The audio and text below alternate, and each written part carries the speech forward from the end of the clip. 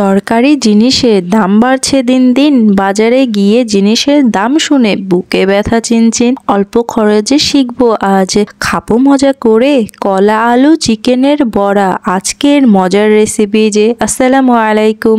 আমি আলু ছিলে নিয়েছি আর এখানে কলাটা ছিলে দেইনি। ছিলে দিলে সিদ্ধ করলে কেমন জানি আঠালো হয়ে যায়, এভাবে সিদ্ধ করলে বেশ ভালোই থাকে। এরপর পানি দিয়ে দিচ্ছি, সিদ্ধ করে নেওয়ার জন্য যতটুকু পানি প্রয়োজন দিয়ে দেব সামান্য একটু লবণ। এরপরে ঢাকনা দিয়ে ঢেকে দেব। ঢাকনা দিয়ে ঢেকে দেওয়ার একটু পরে মনে হলো হলুদ দিলে মনে হয় ভালো হতো, কালারটা খুব সুন্দর আসবে। এরপরে আমি আবার ঢাকনাটা খুলে সামান্য একটু হলুদ দিয়ে নেব।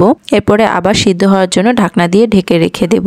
এরপরে খুব ভালো করে সিদ্ধ করে নেওয়ার পরে আমি আলু আর কলা আলাদা আলাদা ভর্তার মতো ছেনে নিয়েছি, আলাদা কোনো মশলা দেইনি। তারপরে এখানে চিকেন দেখতে পাচ্ছেন আমি আলাদা আগেই সিদ্ধ করে নিয়েছি। এরপরে আমি এখানে দিয়ে দেব প্রয়োজনীয় মশলাগুলো। প্রথমেই আমি এখানে দেব হলুদের গুঁড়ো সামান্য একটু, এরপরে এখানে দেব ধনে গুঁড়ো, তারপরে এখানে দেব লাল মরিচের গুঁড়ো, ঝালটা আপনার পছন্দ মতো দিয়ে নেবেন। এরপরে আমি এখানে দেব ভাজা জিরার গুঁড়ো।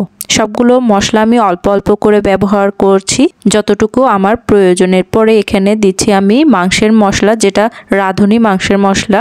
এটা চাইলে আপনারা নাও দিতে পারেন, অপশনাল। এরপরে ভাজা জিরার গুঁড়া দিলাম। এরপরে দেব পাঁচফোড়নের গুঁড়া সামান্য একটু, এটা অপশনাল, আপনারা চাইলে নাও দিতে পারেন। তবে এই সবগুলো মশলা আমি আমার পছন্দ মতো দিয়ে নিচ্ছি। এরপরে আমি এখানে দেব স্বাদ মতো লবণ। লবণটা আপনার পছন্দ মতো দিয়ে নেবেন, কতটুকু খাবেন। এরপরে আমি এখানে দেব গুঁড়া দুধ, এটা দিলে অনেক মজা হয়। এরপরে দিলাম সয়া সস, এটা ম্যাগি সয়া সস ছিল। আমি সয়া সসের যে ঢাকনাটা ওইটা দিয়েই এটা দিয়েছি।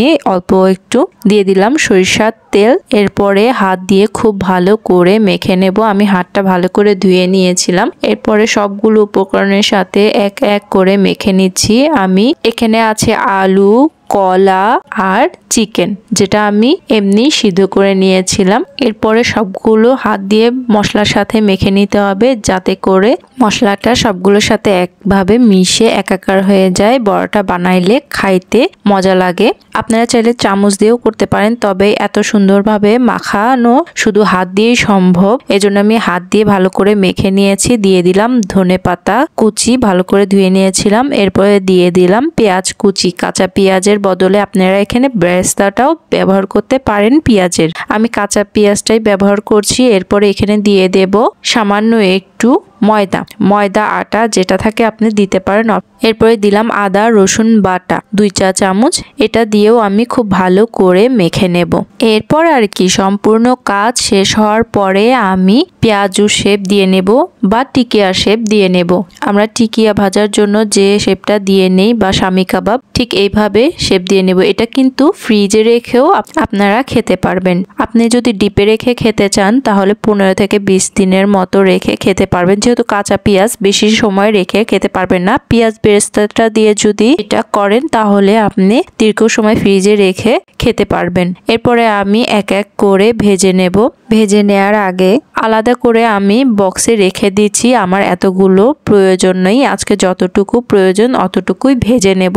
এগুলো রেখে দিচ্ছি আমি ফ্রিজে, পরে যে সময় প্রয়োজন হবে আমি আমার প্রয়োজন মতো বের করে ভেজে নেব। এর মেহমান আসলেও চট করে বের করে এটা ভেজে দিতে পারবো। গরম গরম পোলাও বা ভাতের সাথেও বেশ ভালোই লাগে খেতে। এরপরে চুলায় কড়াই বসিয়ে গরম হয়ে আসা পর্যন্ত অপেক্ষা করছিলাম। এরপরে দিয়ে দিলাম ভাজার জন্য সয়াবিন তেল। কি ভিডিও দেখতে দেখতে এখনো সাবস্ক্রাইব করা হয়নি বুঝি?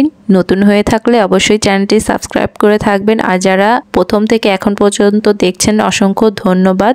আর ভালো লাগা প্রকাশ করবেন কিভাবে? আপনার ভালো লাগা প্রকাশ করবেন লাইক কমেন্টের মাধ্যমে। চাইলে প্রিয়জনের সাথে শেয়ারও করে দিতে পারেন আমার এই ভিডিওটি আমি তেলে, যাতে করে তিনিও শিখে নিতে পারে এই অল্প খরচে মজার টিকিয়া বা বড়া, যাই নাম দিই না কেন, খেতে মাশাআল্লাহ অনেক মজা। ভেজে নেব সবগুলো মিডিয়াম টু লো হিটে। আপনাদের সাথে কথা বলতে বলতে এক এক করে সবগুলো আমি তেলে দিয়ে দিয়েছি। এবার আমি চুলার আঁচটা মিডিয়াম টু লো হিটে ভেজে নেব। জোরে ভেজে নিলে ভিতর দিক দিয়ে পুড়ে যাবে আর খেতে ভালো লাগবে না। তো এই জন্য মিডিয়াম টু লো হিটে ভেজে নেবেন। এরপরে আমি খুব ভালো করে ভেজে নেওয়ার পরে চুলা থেকে নামিয়ে নেব। মোটেও পুড়ে যায়নি। নামানোর পরে ফাইনাল লুক যখন দেখবেন তখন বুঝতে পারবেন। এটা নামানোর পরে এত মজা ছিল, গরম ভাত দিয়ে অনেক মজা ছিল। না মোটেও নিজের প্রশংসা করছি না, সত্যি বলছি। বিশ্বাস না হইলে আপনি বানিয়ে খেয়েই দেখুন একবার। আর হ্যাঁ, আবারও বলছি, আপনি ফ্রিজ থেকে সাথে সাথে বের করেও ভেজে খেতে পারবেন এই বড়াটি। আজ তাহলে আসি, দেখা হবে নতুন কোনো রেসিপির সাথে। এ পর্যন্ত নিজের যত্ন নেবেন। আল্লাহ হাফেজ।